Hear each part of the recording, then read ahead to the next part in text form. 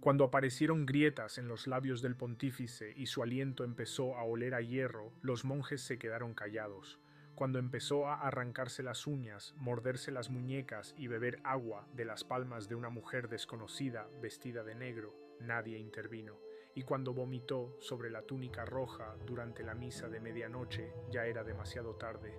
La muerte del Papa Inocencio Outo no fue repentina, llegó lentamente, desde dentro. Primero un temblor en los dedos, luego dificultad para hablar.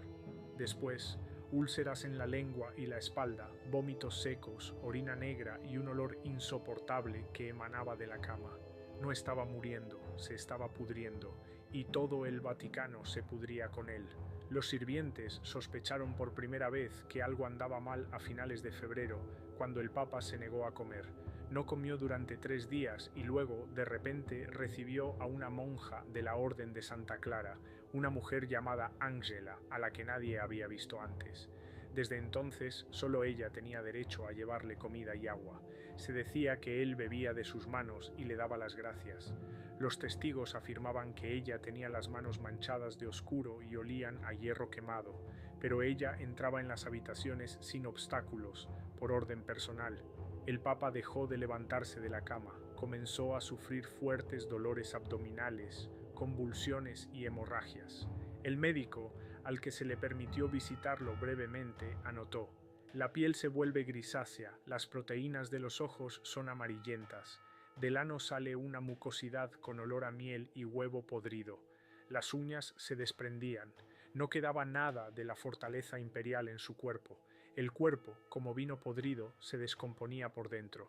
Comenzaron a sangrarlo. Le sangraron 4 veces en 2 días. Luego le aplicaron vendajes con vinagre, le untaron una pomada de arcilla triturada y una tintura de alas de abeja. Todo fue en vano. Se asfixiaba, su pecho gemía como el fuelle de un herrero.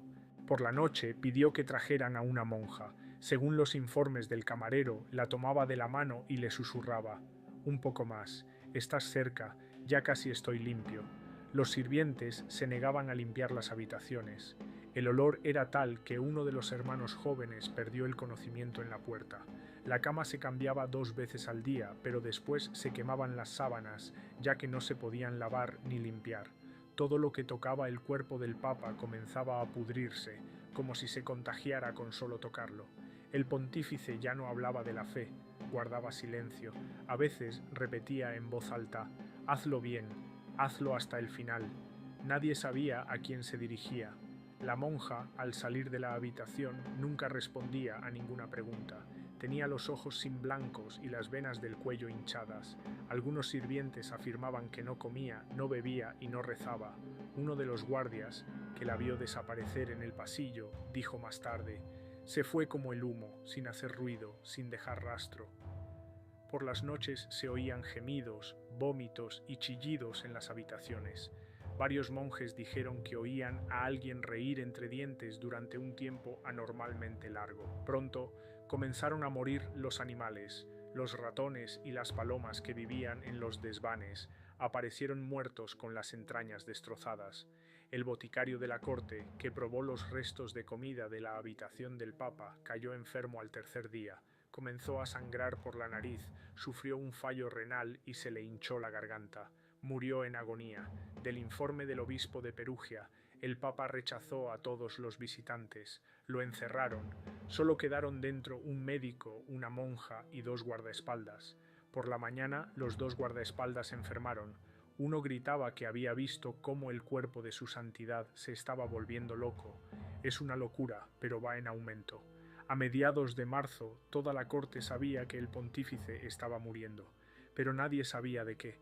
Su carne se hinchaba, en las piernas se le formaban ampollas de sangre, la zona inguinal se ennegreció, un ojo se le nubló y el otro le lloraba, tenía la lengua hinchada y ya no podía hablar.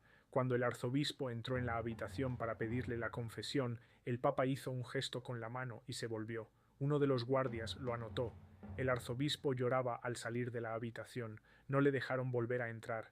El pontífice no murió rápidamente, sufrió mucho. Durante la última semana lo mantuvieron con una infusión de amapola y raíz de cicuta. Apenas respiraba. La piel se le desprendía de los huesos, la orina era espuma sanguinolenta. Los médicos, uno tras otro, se negaron a tratarlo. Uno escribió: estaba consumido por dentro, sus entrañas parecían tener vida propia. No era el corazón lo que latía, sino una acumulación de miedo enredado en las entrañas. En su última noche tomó la mano de una monja, la llevó a sus labios y murió. Tras la muerte del Papa Inocencio VIII, no se tocó el cuerpo durante casi un día. La habitación se cerró con llave. Los sirvientes se negaron a entrar. 2 monjes que estaban de guardia en la puerta contaron que habían oído un débil chirrido en el interior, como si unas garras rascaran el suelo. Uno de ellos murió más tarde asfixiado, con la cara azulada y la garganta hinchada, como si algo creciera dentro de él. Al segundo lo enviaron a una ermita cerca de Roma. Lo encontraron una semana después. No hablaba, no comía y no parpadeaba. Tenía marcas de quemaduras en las palmas de las manos, como de aceite caliente. El cuerpo del Papa se estaba hinchando. Olía más fuerte que cualquier otra muerte en el palacio. Lo terrible es que las vísceras ya habían comenzado a descomponerse antes de la muerte.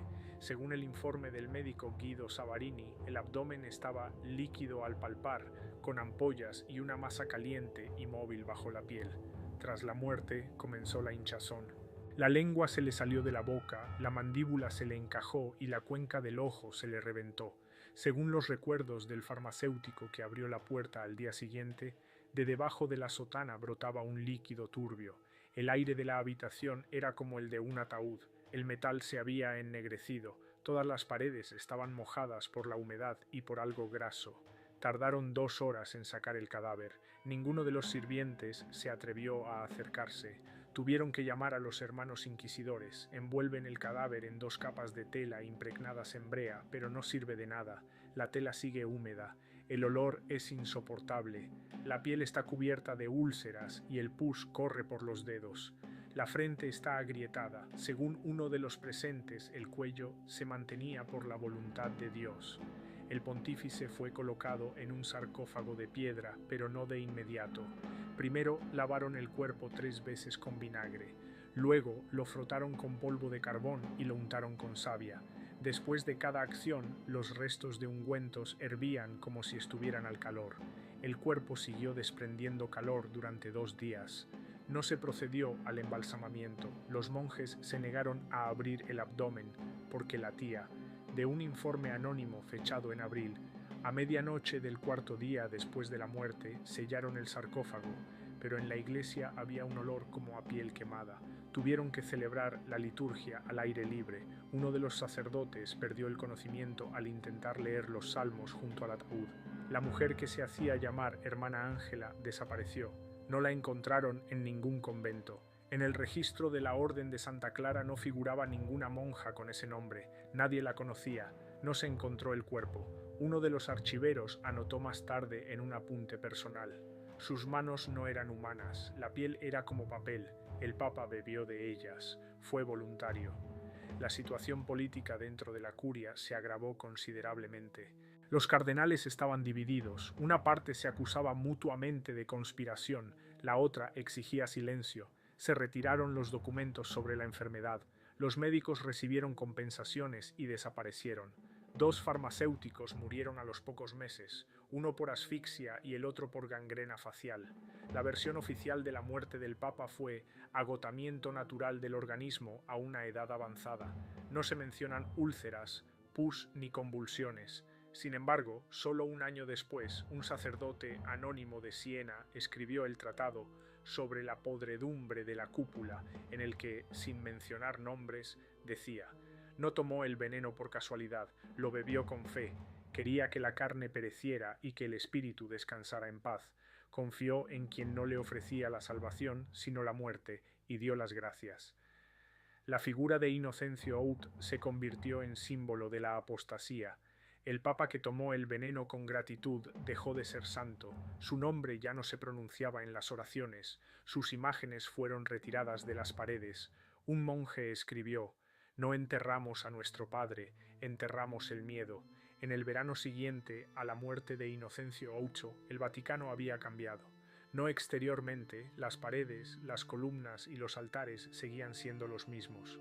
Pero la gente hablaba más bajo, las velas de las capillas se encendían más tarde de lo habitual y el olor a incienso ya no podía disipar el frío interior que se había instalado en los pasillos de piedra. Los sirvientes que vivían en el tercer piso del Palacio Apostólico se quejaban de que por las noches oían un crujido, como si un cofre de madera se abriera y se cerrara solo. Uno de los hermanos afirmaba haber visto a una mujer vestida de negro salir de una cripta cerrada junto a la catedral, con algo parecido a una corona de ceniza en las manos. El entorno más cercano al pontífice se dispersó tras su muerte.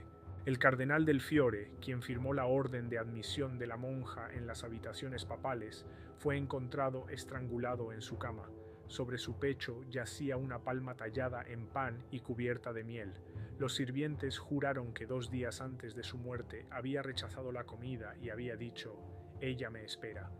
No quedó ningún testamento escrito, sus bienes fueron confiscados y quemados. Sus cenizas fueron enterradas sin liturgia. Mientras tanto, entre los habitantes de la ciudad se extendió la creencia de que la muerte del Papa era el comienzo de una purificación a través de la putrefacción. Aparecieron los primeros predicadores secretos que afirmaban que el cuerpo del sumo sacerdote debía pudrirse hasta los cimientos para que la Iglesia resucitara con una nueva forma. Se trataba de las primeras formas de herejía interna basada en la idea de la descomposición voluntaria como forma de expiación. A finales del verano, en los alrededores de la colina del Laterano, se encontraron 3 monjes muertos de hambre, con úlceras en el estómago y vendajes negros en los ojos. Cada uno llevaba una placa en el pecho con la inscripción: «He aceptado como él aceptó». La jerarquía eclesiástica no reaccionó oficialmente, pero en los documentos de la Inquisición de ese año se conserva una indicación sobre la eliminación sistemática de personas relacionadas con el antiguo ritual y sospechosas de simpatizar con la doctrina putrefacta. Esto afectaba en primer lugar a los hermanos médicos que atendían el cuerpo del pontífice. Los 6 fueron enviados a diferentes abadías. 3 murieron de calor interno. Uno enloqueció y se cortó las piernas, creyendo que el veneno se le había metido en los huesos. Surgieron dudas sobre las causas de la muerte.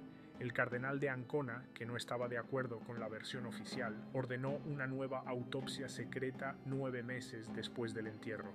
Pero el sarcófago estaba parcialmente destruido. La piedra estaba rota por dentro. El cuerpo había desaparecido. El informe solo dice: «En el lugar de los restos solo hay vacío. La piedra está caliente, la superficie está húmeda, el interior del sarcófago está manchado con una capa marrón. No hay rastros de descomposición, no hay rastros del cuerpo». Tras este hallazgo se reunieron los cardenales, se decidió no volver a abrir la cripta, se tapió la entrada, pero los rumores se extendieron. El pueblo decía que Inocencio no había muerto, sino que se había retirado al silencio, que vivía bajo tierra, donde se descomponía sin fin, porque tomó el veneno con alegría, sin confesarse. Estos rumores fueron alimentados por algunos sacerdotes, especialmente de la Toscana, donde comenzaron a registrar extraños sueños sobre un hombre con las manos torcidas que pedía agua de la palma de la mano. Se reforzó la seguridad en el palacio. Todos los nuevos monjes y sirvientes eran sometidos a 3 controles: de lealtad, de pureza corporal y de renuncia a las enseñanzas putrefactas. Cualquiera que mencionara el nombre de Ángela desaparecía. Un novicio, declarado culpable de guardar una nota con su descripción, fue quemado a puerta cerrada. No se le permitió confesarse. Políticamente fue un momento decisivo. Tras la muerte de Inocencio y el estallido del miedo, el trono papal quedó durante mucho tiempo bajo el control de la facción más dura. Los cardenales, temerosos del culto putrefacto, reforzaron el poder de la Inquisición. En los 2 primeros años tras estos acontecimientos, más de 200 personas fueron quemadas, la mayoría por percepción no canónica del cuerpo como recipiente de la descomposición. Se introdujeron nuevos ritos de lavado, rituales de aromatización y el cierre obligatorio del ataúd durante 6 horas tras la muerte de cualquier miembro del clero. Inocencio desapareció de todos los iconos, su retrato fue quemado en la Basílica de San Pedro, su nombre fue borrado de las liturgias. En las crónicas oficiales se decía: «El servicio ha terminado de forma natural». Solo en una carta, escrita a finales de otoño por un monje desconocido de Amalfi, quedó una línea. Bebió veneno de su mano, no por miedo. Creía que era la liberación, pero ¿de qué? No lo entendimos. Al cumplirse el 4º aniversario de la muerte de Inocencio Pi, no quedaba ni un solo clérigo que hubiera reconocido públicamente su participación en sus últimos días. La comunidad monástica que se ocupó del funeral desapareció de los monasterios. De los 6 cardenales cercanos que firmaron el decreto de acceso de la monja, 5 murieron en circunstancias inexplicables.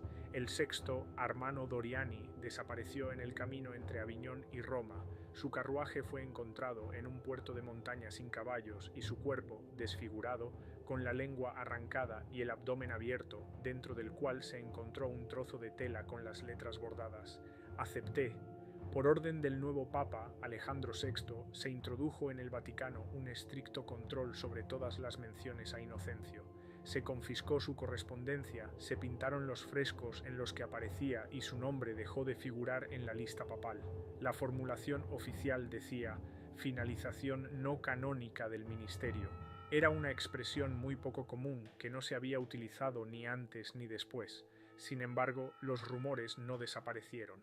En los suburbios de Roma, especialmente entre el clero inferior, comenzaron a difundirse fragmentos de la llamada oración de la dona. Sonaba como una versión distorsionada del canon penitencial, pero no se dirigía al Señor, sino a la que trae amargura y liberación. En una de las versiones de la oración se mencionan las palabras «acepta mi hedor» como señal de entrada. Esto provocó la ira de los teólogos. Las comisiones secretas de la Iglesia descubrieron más de 100 casos en los que monjes ermitaños se torturaban voluntariamente con podredumbre, se negaban a comer, se frotaban las llagas con hierbas alucinógenas y bebían infusiones de pan en descomposición. Todos ellos fueron capturados y condenados a la purificación por fuego.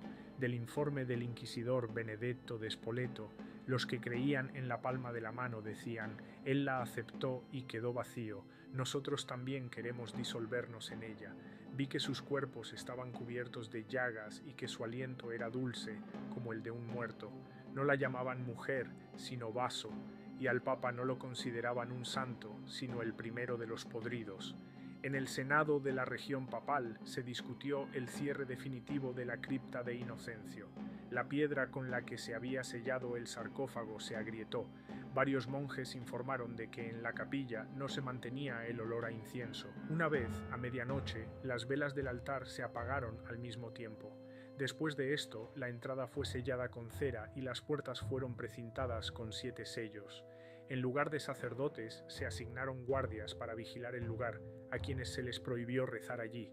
A nivel político, la muerte de Inocencio supuso un punto de inflexión. Su humillante descomposición, su silencio en la confesión y su voluntaria ingestión de veneno provocaron una nueva ola de miedo. La Iglesia reforzó su poder mediante la represión. Cada año, las exigencias respecto al cuerpo del Papa fallecido se hacían más estrictas. Embalsamamiento inmediato obligatorio, autopsia en presencia de testigos, prohibición de contacto con monjas ajenas.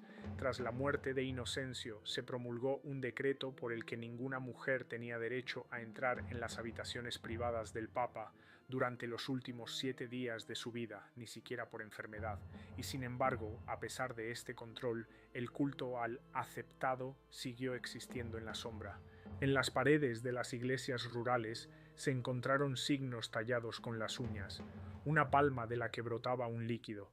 En los monasterios se anotaban los sueños delirantes de los enfermos, sobre un trono vacío y una voz que susurraba: «Tú también te pudrirás, y ese es el camino».